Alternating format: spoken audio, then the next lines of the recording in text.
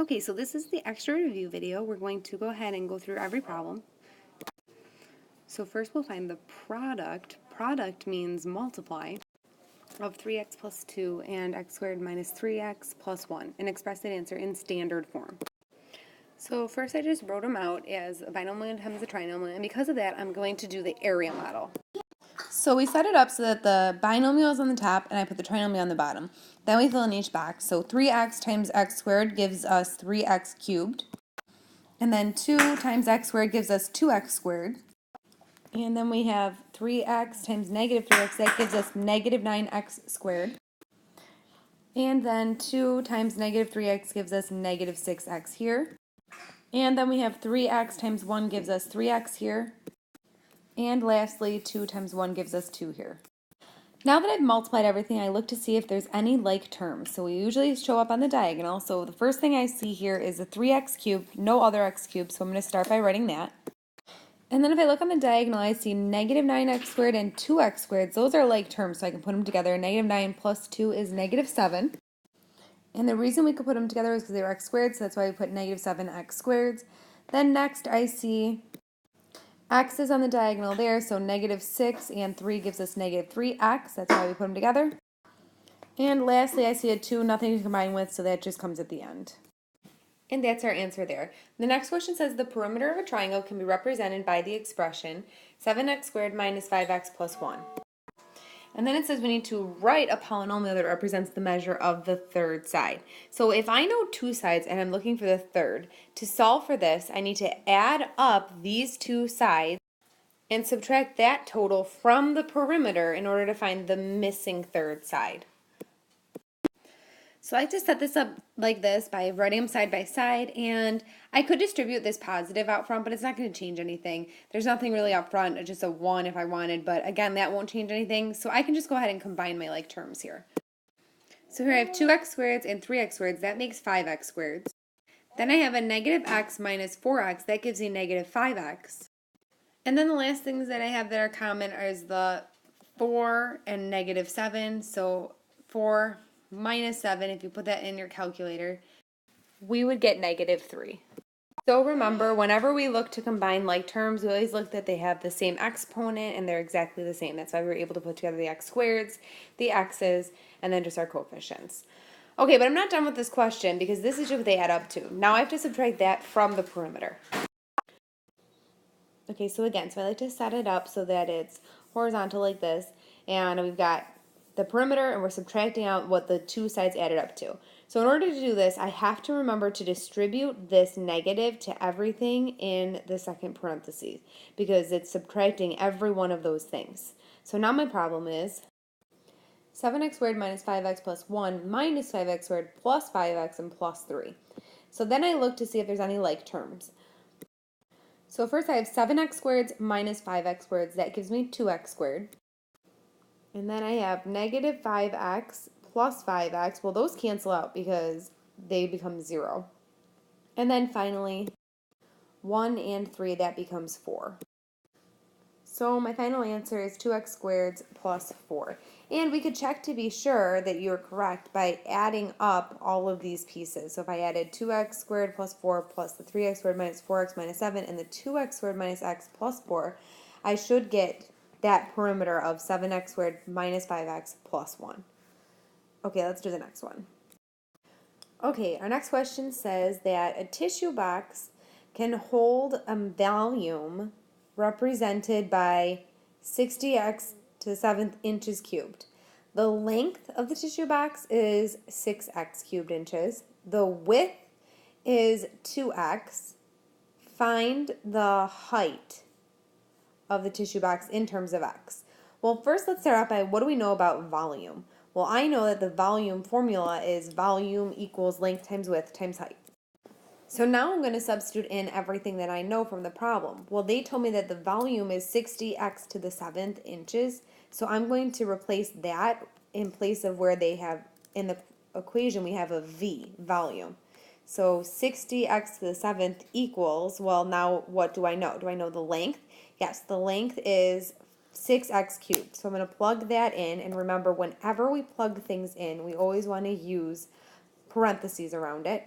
So 6x cubed is the length. The width from the problem told me that the width is 2x. So now in place of the width, I'm going to put 2x. And then I don't know what the height is, so I'm going to leave that as an h. So now in my problem, I can simplify by multiplying those two out. So on the left side, I still have that 60x to the 7th as the volume. But I can simplify 6x cubed times 2x. So 6 times 2 gives me 12. X cubed times x gives me x to the 4th. And you'll notice here that I still have the h, because I can simplify these two, but I still have an h here being multiplied. Well, if these are connected with multiplication, I need h by itself. In order to get it by itself, I need to divide by that 12x to the 4th. And remember, if I divide one side by 12x to the 4th, I have to divide the other one as well. So now on my right side of this equation, anything divided by itself is 1, so 1h, that can just be canceled. Then I need to do on this side, start with 60 divided by 12. That's 5. And then if I do x to the 7th divided by x to the 4th, remember the rule there is to subtract those exponents. So 7 minus 4 leaves me with 3 left over. So 5x cubed is my answer of what equals h. But the question said, find the height of the tissue box. So the height of the tissue box is 5x cubed, but I need a real life answer for a real life question. So it's 5x cubed inches, and it's only one dimension because it's a height. I'm not finding the volume or anything or an area. I'm finding just the height of it. That's one dimensional. So 5x cubed. Okay, now let's try this next one. Subtract negative 4x squared plus 5x minus 2 from. Well, that word from is very important. When you see that, we need to always remember that whatever follows the word from gets written first. So when I rewrite this, I'm going to put that part of the question first. So I'm subtracting from 7x squared minus 3x minus 5. So that has to come first. And I just moved it over so that it would be to the left side there. So now I'm going to subtract from that. I'm going to subtract my other part. So now, and remember we always put parentheses because we're not just subtracting a piece of that, we're subtracting the entire thing. So now I'm going to subtract the other thing, the negative 4x squared plus 5x minus 2. So again, I set it up this way. So now I'm going to say, okay, well, I have this negative in front here. This needs to be distributed to everything in the second parentheses. So now I have 7x squared minus 3x minus 5 plus the 4x squared, because a negative 1 times a negative 4 gives me a positive 4x squared, minus 5x, because again, negative times a positive is a negative. And then in this one, negative times a negative is a positive. So now I can go ahead and look to see if I can combine any like terms. So I see that I have 7x squareds here and plus 4x squareds. That gives me 11x squareds all together. And then I have negative 3x minus 5x. If I add those up, and remember that you can use your calculator to help you, I get negative 8x. And lastly, I have a negative 5 plus 2. That gives me negative 3. So I put that at the end there. So this is my final answer, 11x squared minus 8x minus 3. Okay, on to the next page. Okay, number 5 says, simplify and express your answer only with positive exponents. So no negatives. Okay, so when I look over here, first I see the coefficients. 12 divided by 21. Well, that's division like I've always done. I can put that in my calculator, 12 divided by 21. When we do that, we get a decimal, but that's okay. That just means that we need to put it back as a fraction. Remember, in your calculator, you can do that by hitting math frac to get your answer of 4/7. Okay, but we're not done. That's only the coefficients. Now I say, okay, well, there's x squared up top, and there's x to the 5th in the denominator. The rule with exponents when we divide is to subtract them. So 2 minus 5 gives me negative 3. But negative 3, that's a negative exponent. So in order to fix that, it has to move to the denominator, the opposite side. Then it can be written as a positive because we moved it to the denominator. Okay, so that's my x's. Now I need to look back. Okay, I see a y cubed up top, y cubed in the denominator. Well, anything divided by itself is 1, but if I multiply this by 1, it's not going to change anything. So I don't have to write that at all. And lastly, z on top, z to the negative 4 on the bottom. 1 minus negative 4 gives me 5, so that stays up top, z to the 5th. And that's our final answer there. Okay, on to number 6. This question says that Kaylee's work is shown below. Explain what Kaylee did wrong and correct her mistake. Well, let's see. If I look here, 5x squared cubed. To solve that, I always write it out 3 times. So 5x squared times 5x squared times 5x squared. That looks good. And then if I do 5, I'm multiplying here. So 5 times 5 times 5, I don't get 15. I think what she did was to get 5, 5, 5 to 15, she must have added 5. Well, that's not the rule for the coefficients. Coefficients, we just multiply. So 5 times 5 times 5, she should have gotten 125, not 15. Let's see if there's anything else. So 2, 4, 6, x to the 6, that's right, so I can put that down. And then I'm still dividing by 5x, which was the case all the way along. 125 divided by 5 should then give me 25. And then here we're dividing x to the 6 divided by x. The rule is subtract the exponent. So 6 minus 1 would give you 5, so x to the 5th. And that's the answer that Kaylee should have gotten. But I didn't finish answering the question because it says explain what Kaylee did wrong and correct the mistake. So far I've corrected the mistake, but I never explained what she did wrong. So we found out that she added the coefficients.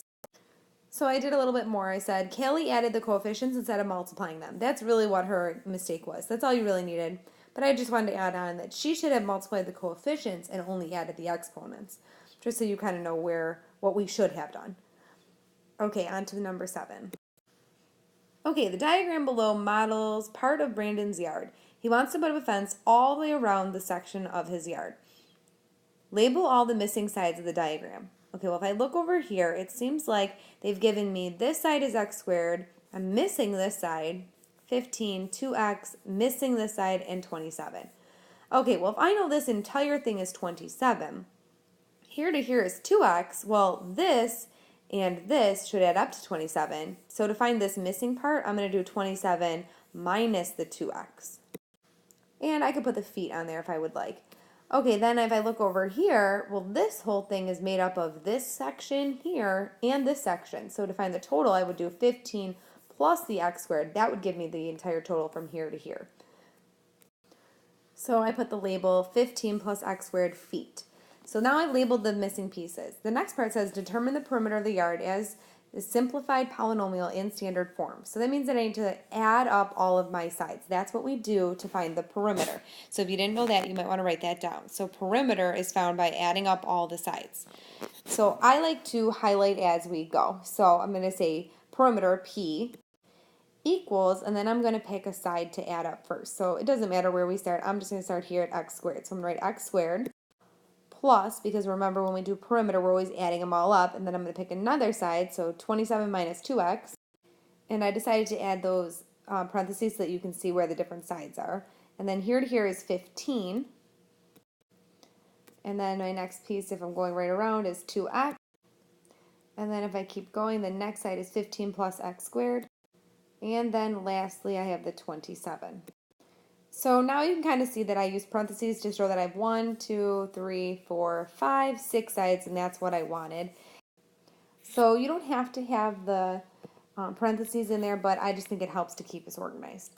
Okay, next I'm going to look and I'm going to say, okay, I need to find the perimeter. I need to combine any like terms. So if I'm looking through here, I see an x squared here and an x squared here, positive, positive. That gives me 2x squareds.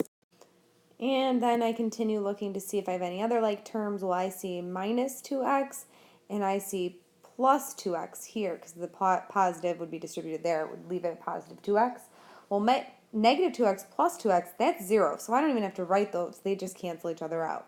Then lastly, I have a positive 27, positive 15, positive 15, and positive 27. If I add those up in my calculator, remember you can put that all in at once because they're all like terms, I get 84. So at the end of this, I'm just going to add 84. And remember, it's a real life question, so it gets a real life answer, feet. So that's my answer for part B. And remember that it's feet, not like any units of feet squared or anything like that, because it's just the one dimension. I'm adding up all those sides. Okay, now the next one says that we need to use the simplified expression from part B. So I have to use my answer from part B to then determine the amount of fence Brandon needs to purchase if x equals 3. Well, that's important. They're telling us that the x value is not an x anymore. It's equal to 3. So to find out what it would be if x is 3, I just need to go ahead and substitute that 3 in place of x in my equation. So I'm just going to write it down here so that you can see where it's coming from, one right after the other. You don't have to. But now I can see that I have perimeter equals 2, and then remember always parentheses when we substitute in, so I'm subbing in the 3 squared, and then plus 84. If you do that and you have parentheses, you can just go ahead and go right into your calculator and it will do the work for you, the order of operations and everything. And you can get an answer of 102. And remember, we always want to label, so feet, and more specifically, this one is feet of fence, because that's what he was putting in his yard, was fencing. Okay, and that's my answer for the last question, part C. Okay, so hopefully you feel well prepared for the test, and we will see you tomorrow.